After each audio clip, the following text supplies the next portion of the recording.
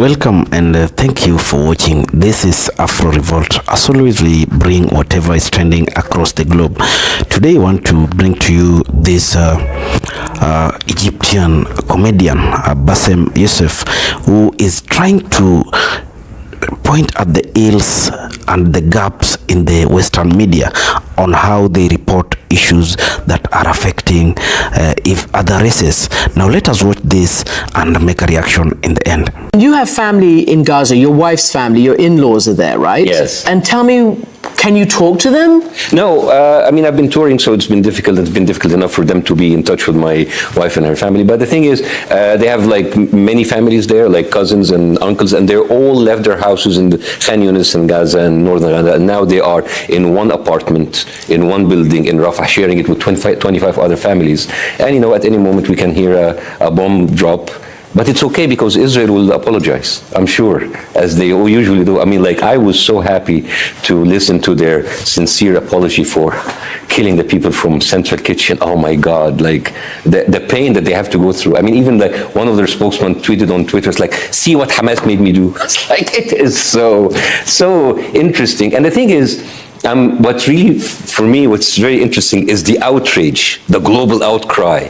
It's like, oh, how could you do that, Israel? But we forget James Miller, a British filmmaker that was also killed by Israeli snipers. We forget Tom Hartland, which he was like also a British activist who's killed in the head. We forget Shireen Abu Aqla, the American-Palestinian reporter. It's like every time it's like, oh, Hamas did it. Oh, we did it. We're so sorry. Let's continue. It just, there's no accountability. And I know, let's continue. It just, there's no accountability. And I know, and I say it everywhere I go, if Israel today ended the war, they will be actually praised. It's like, thank you so much for not killing more Palestinians. Maybe they even give a Nobel Peace Prize to Netanyahu. This will happen, you know, this will actually happen. Israel will be praised. There will be absolutely no accountability of what they did in Gaza for the past 6 months. This is what pains me. It's not like at the ending of the war. It's like after the war. It's like nothing they have done. How do I react to you? How do I react to what you're saying and I want you to react to me as if we are both citizens of the world. Mm-hmm. Because, you know... I did. That's why I said what you're doing and and your piece... And I want you for 1 second, like have an exercise, like step out of your anchor chair and look at the Western media as a viewer and see from the eye of a viewer the horrendous work that the Western media has done. Tell me. Because for months, the Western media went with the Israeli story, decapitated babies, gang rape, all of this. And then we know about the Hannibal Directive. We know how the Israeli troops killed a lot of their own citizens. Not I'm saying that Hamas didn't do anything, of course. All of the decapitated baby stories were debunked. The story that Anthony Blinken went in and talked about the Hamas fighters who killed and raped and cut limbs and then had breakfast. All of that was debunked. And then the Western media, not a single time, they said, we're sorry, we messed up. We led the whole world to believe these lies in order to justify the daily killing of Palestinians. And not a single person came out and retracted their lies. And not even said, like, we should even look at what we said and we apologize for it. This is the problem. You know, and you're talking about sexual violence against what happened, but nobody's talking about sexual violence on Palestinian women every single day.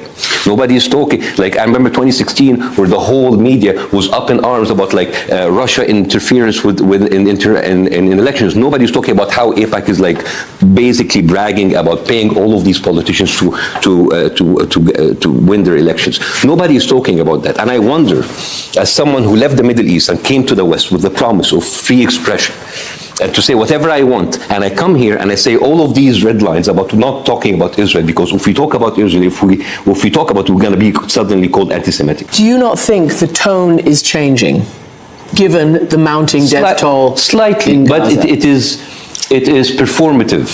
performative rage. Like the war dread are so enraged about Israel killing the 7 workers. And you know, we talk about that, but I find that there's more rage about killing 7 foreign workers more than the rage about killing 30,000 Palestinians. I mean, look. Remember when we say that? Remember when 30,000 was too much? Remember when 3,000 Palestinians was too much? Yeah.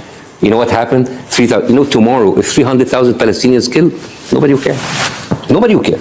Numbers don't mean anything Why do you anymore. think that is? Because they don't look at Palestinians as equal human beings. It is really hard to hear you say and hear others say that they don't look at us as people.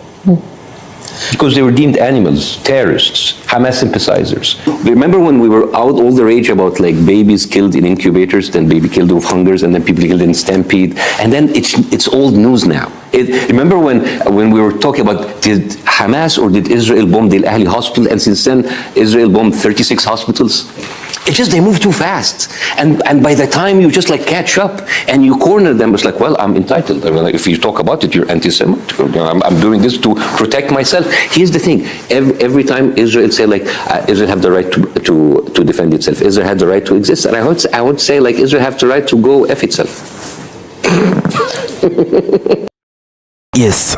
Now, it is true that the Western media has been used in enhancing the atrocities that are always happening against the people who feel less fortunate.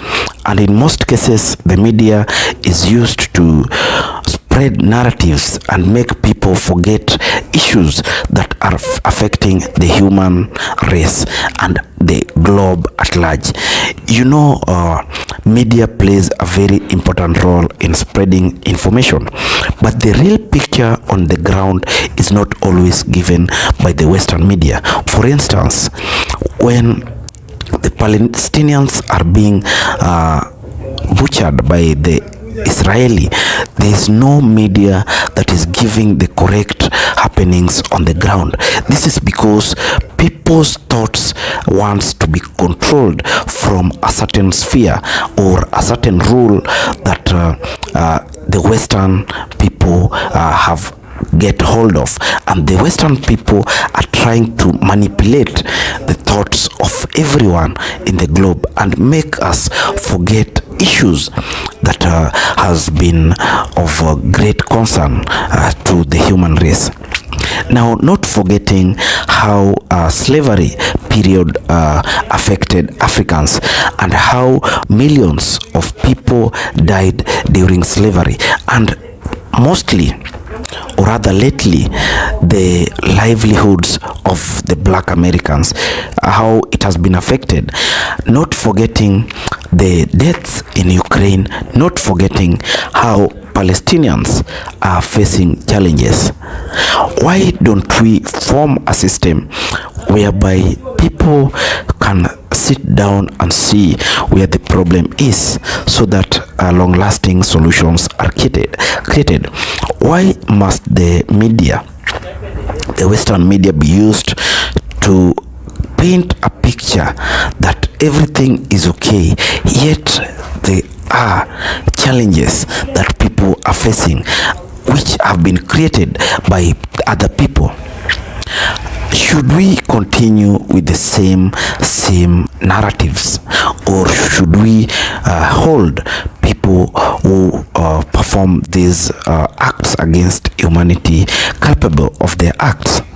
It is high time we change our narratives and let our media report or educate, sensitize, and also tell the people what is happening, and look and source for real solutions to problems that are increasingly going up across the globe. That is when we will have a peaceful coexistence and harmony will be brought between everyone. Now, that is all I have to say about this comedian, because he's also one guy who is always talking things, although encoded, but with a lot of message in it if you look at them or hear them between the lines. That is all I have to say today. If you're watching us for the first time, kindly consider subscribing. Also comment, like, and share. That is when we will have a long-term engagement. Thank you, and may God bless you.